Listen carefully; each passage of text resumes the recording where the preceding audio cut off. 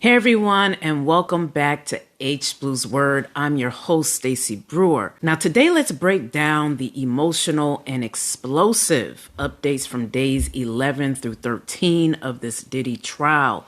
The testimonies are getting heavier, they're more personal, and honestly, they're quite disturbing. But let's get right into it. So on day 11, we started with LAPD Officer Chris Ignacio. He was the officer who responded to a break-in at Kid Cudi's home. Now, when he arrived, he said that he noticed a black Escalade parked outside. When he saw the Escalade, he thought it could be tied to the incident at Cudi's home, so he made mental note of the plate number. Now, later, he confirmed that it was Diddy's company's car, meaning it was registered to Bad Boy Records. Now, that same SUV apparently left when he showed up, and then it weirdly came back 20 minutes later.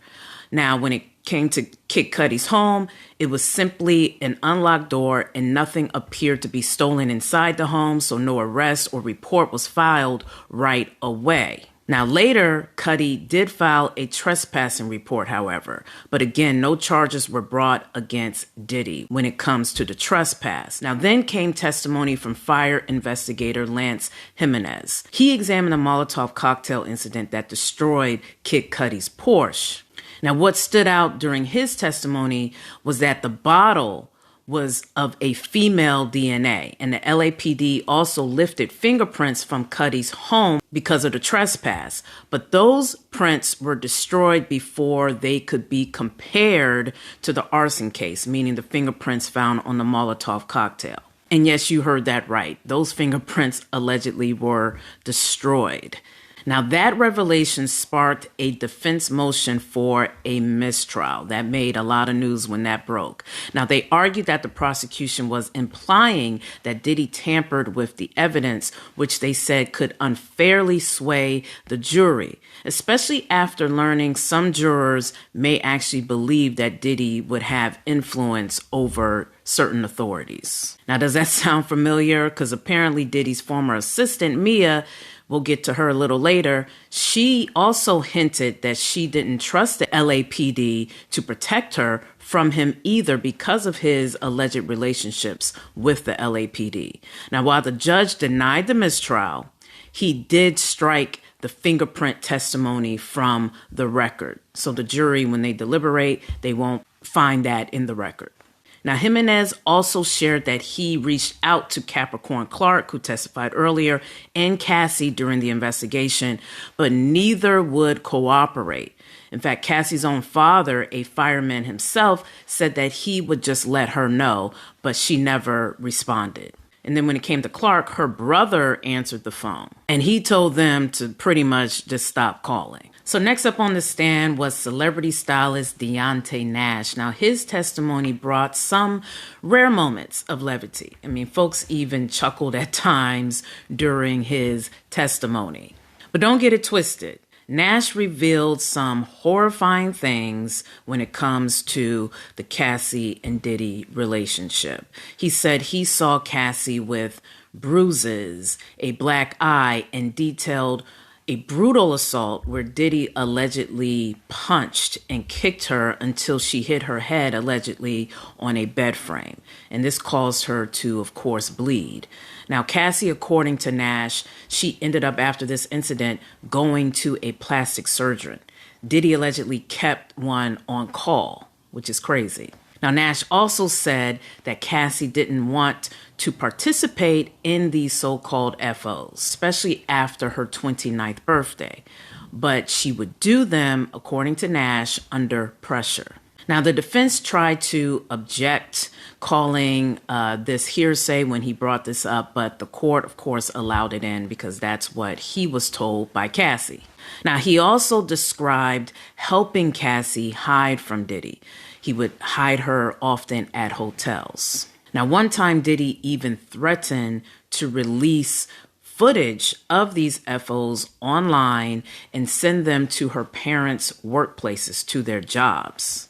Now, that right there, that sounds a lot like coercion and extortion, which tie directly into the racketeering and trafficking charges that Diddy is currently facing, period.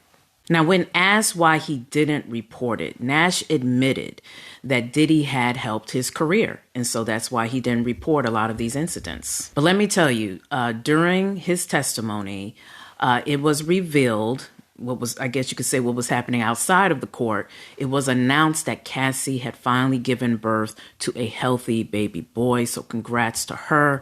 Now, on the stand, Nash didn't just refer to her as Cassie, which I personally loved. He called her Mrs. Fine.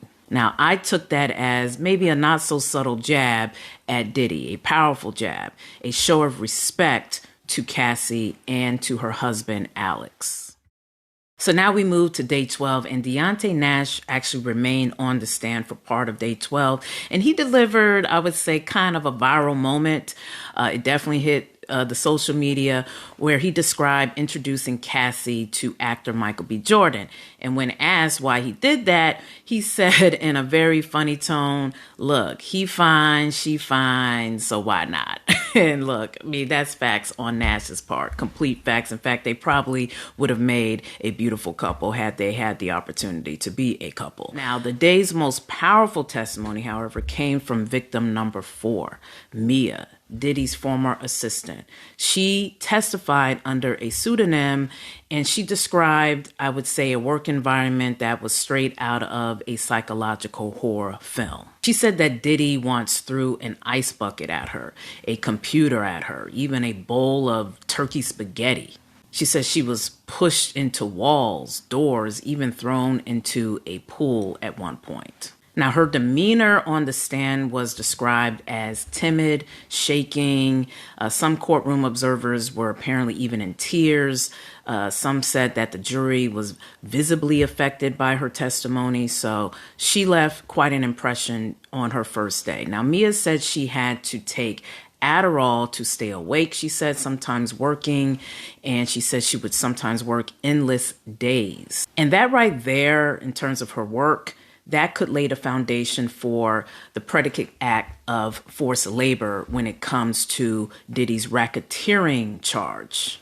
Now, she also said that she witnessed Cassie's abuse firsthand. In fact, Mia described the same brutal assault that Deonte mentioned when he was on the stand. She said that when Cassie was bleeding, Diddy allegedly told all of them, "Look what you made me do," which is crazy for him to have even said. Now, afterward, he ordered Mia to call the plastic surgeon and lie and say that Cassie was drunk and just fell. But one story left me kind of speechless, and that was Mia and Cassie once tried to escape from Diddy by running into the ocean while they were all in Turks and Caicos. She said Cassie even said he was going to try to unalive her during this time. So imagine that, facing the sea because it felt safer than being near him. Now, on day 13 of the Diddy trial, Mia continued her testimony. And what she shared was, as usual, pretty intense. In fact, she talked about while in South Africa with Cassie, Mia said that Diddy called and texted her at least 48 times in a rage because Cassie wasn't answering her phone. Now, he threatened to actually fire Mia and even threatened to unalive her as well. Now, Mia also gave details about the night Cassie's makeup artist, Morales, witnessed Diddy abusing Cassie in a hotel room. Remember, Morales testified to that earlier. And if you recall, during Morales' testimony, she said that she took Cassie to her home afterwards in order to protect Cassie from Diddy's violence. Well, Mia was actually with Cassie that night as well. She said earlier that night, she and Cassie snuck out and went to Prince's Grammy party. This was back in 2010. Now, Diddy wasn't supposed to be there, but he showed up anyway. Now, when he saw Cassie, Mia says he then chased Cassie down, and it was actually Prince's own bodyguards who stepped in to protect Cassie, at least in that moment. Now, after that incident, Mia says that she was actually suspended from her job for taking Cassie to that party. Now, she eventually left Diddy in 2017 and later settled a lawsuit for $400,000. She said that her attorney asked for actually $10 million, but in the end, Mia received $200,000 and her attorney took the other $200,000. Now, this money, she said, really just represented unpaid bonuses and back pay. Now, importantly, she did not mention during this settlement the SA that she claims that she faced from Diddy. Now, fast forward to 2023 after Cassie filed her lawsuit. Mia said that Diddy's longtime bodyguard, D-Rock, apparently he reached out to her asking for a statement of support. He even offered or said that Diddy was going to offer her a gift if Mia spoke out in support of him, and she interpreted that as a bribe. Now, fast forward to the cross-examination. Brian Steele, one of Diddy's defense attorneys, he grilled Mia on that stand. And you might recognize Steele. He's represented rappers like Young Thug, and yes, Drake has even mentioned him in a track, so he's gotten some name drops. But in court, his tone was quite harsh with Mia. He even raised his voice, accusing Mia of lying.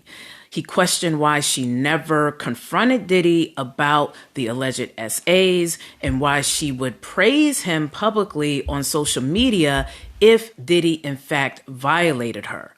Now, Mia pushed back, and rightfully so.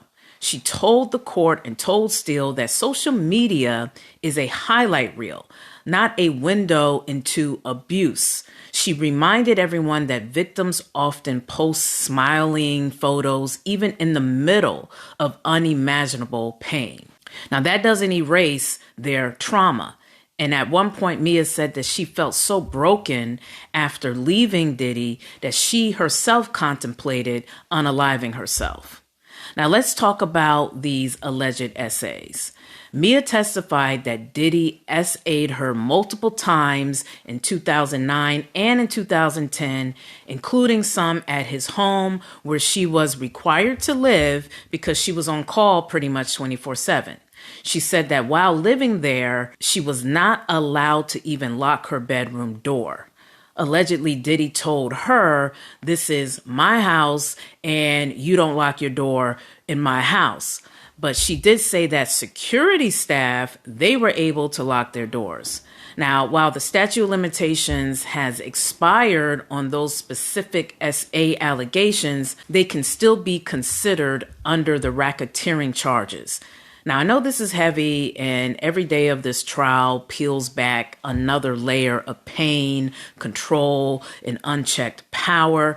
I mean, Mia's testimony has been one of the most compelling we've heard so far outside of Cassie, and the prosecution arguably is painting a consistent, chilling picture of abuse, manipulation, and fear.